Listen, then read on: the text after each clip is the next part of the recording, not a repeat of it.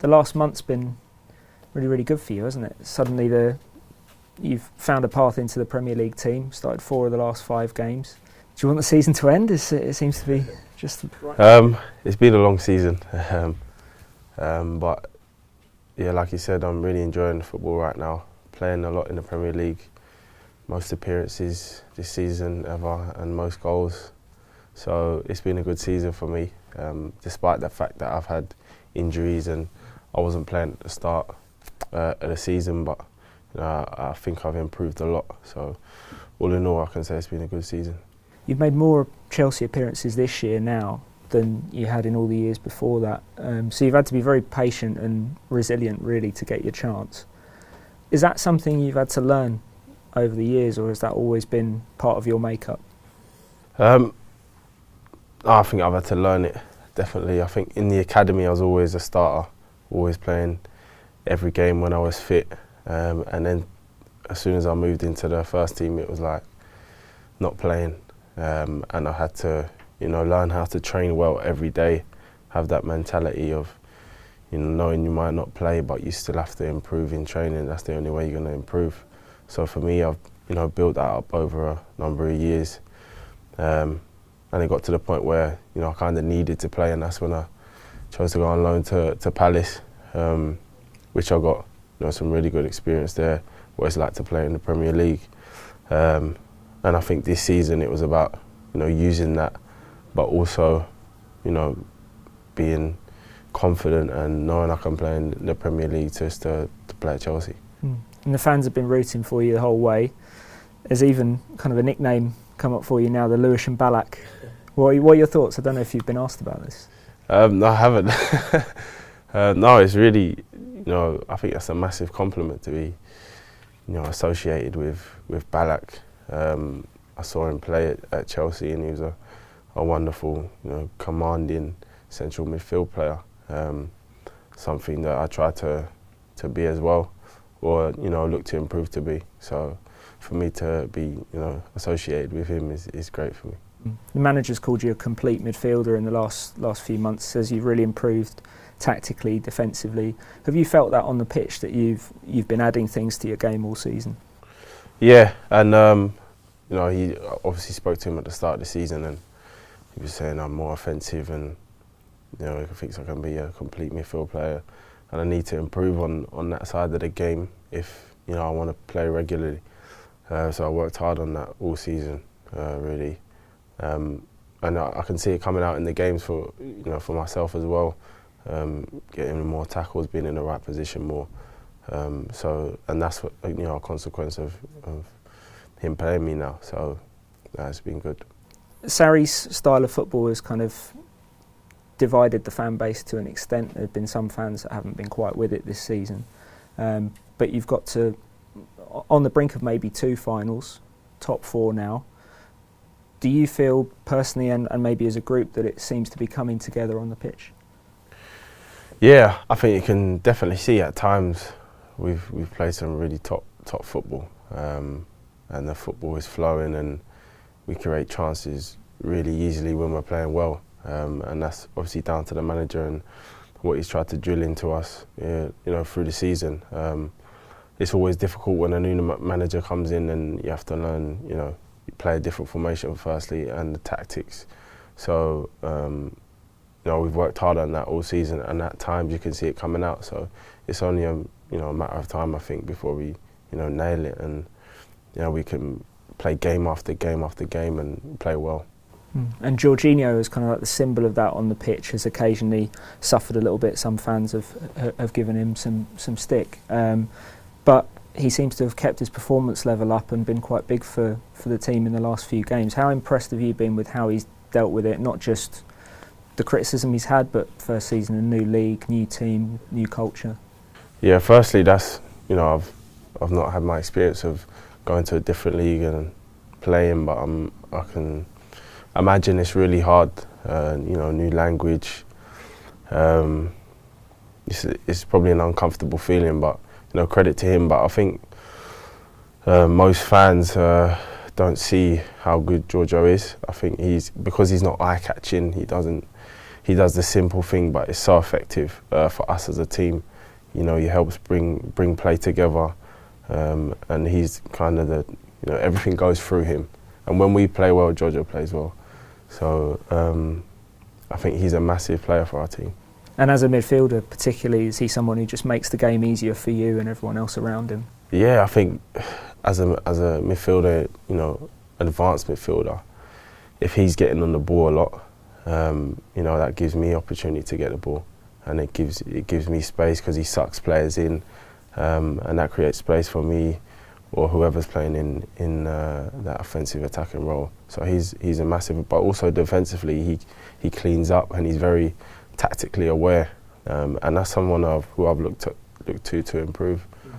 It looks like you're in your best position now, the way Chelsea are playing, left of a three, sort of box to box. But everyone who's coached you seems to have had a slightly different idea of what kind of player you are. I mean, I remember reading you saying you played centre back up until the age of about 16, and you've been used on the wing as well.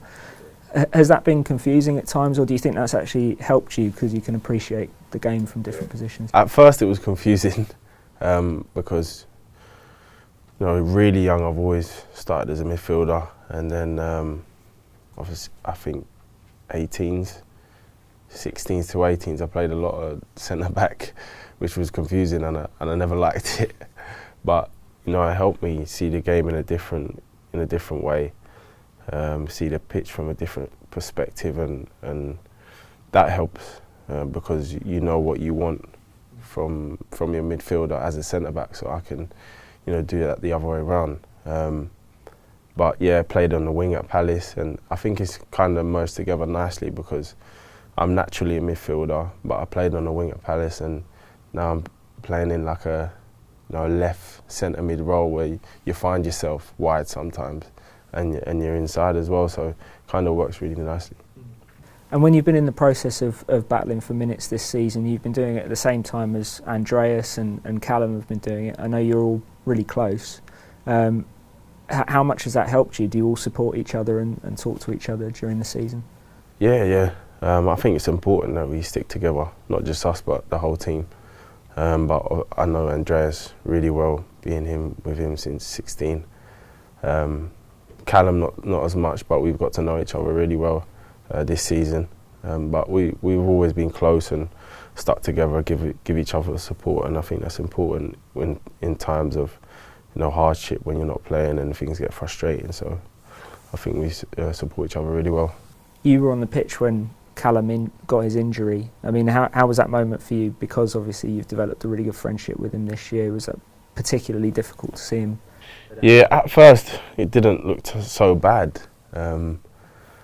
Just looked like a miscontrol, and then he was maybe sprained his ankle a bit. But you know, afterwards, when the players found out that he'd done something bad, ruptured his Achilles, I think we were just devastated for him because he's done so well at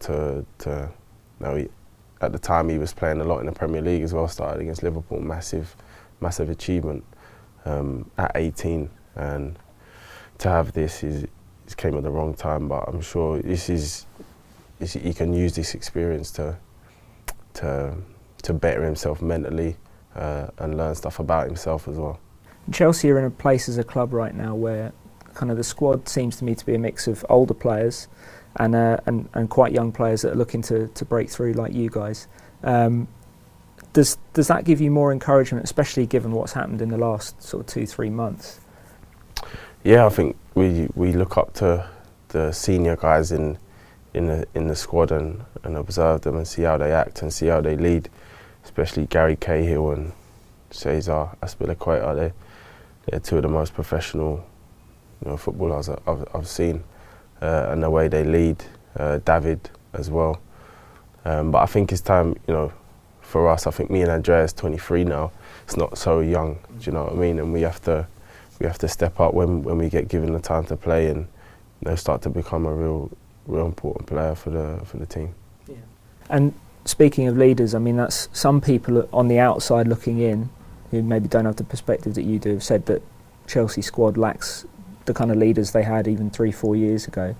Do you want to be Do you aspire to become one of those players that other players really look to in difficult moments on the pitch? Yeah, definitely. But I think that comes with a lot of experience. When John was here, I don't think Chelsea can ever replace John. He was the best leader I've seen, not just on the pitch, off the pitch. He was always organising stuff, sorting stuff out to make it easier for us. And obviously on the pitch, he's very vocal, and he was that character that you knew you had at the back that would always organise stuff, and you'd feel safe in a way. So, I've observed that, and I've felt that feeling, and that's something that comes with experience. And the more experience I get, then hopefully I can be that person.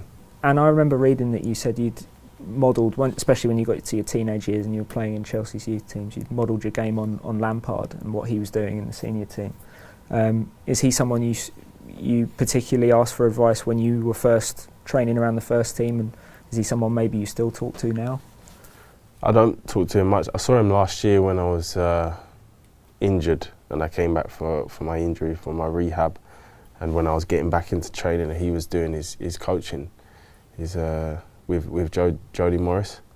So I joined him with that session and spoke to him there, and that was just before I went to the World Cup. So he gave me advice then, and he was someone that when I was in the academy, there was videos on the Macs, and I'd sit down with my coach and go through how he gets in the box and his timing. So that's something I look to improve today. One player probably in the current squad who's pretty much certain to be remembered in the same kind of breath is Eden Hazard when all is said and done. What's he like to be around day to day as a person? Because he doesn't seem to be like your normal superstar. He knows how good he is, but it doesn't seem to be like a massive ego to him. And what's he like to be with and train with every day? Yeah, he's a very relaxed character.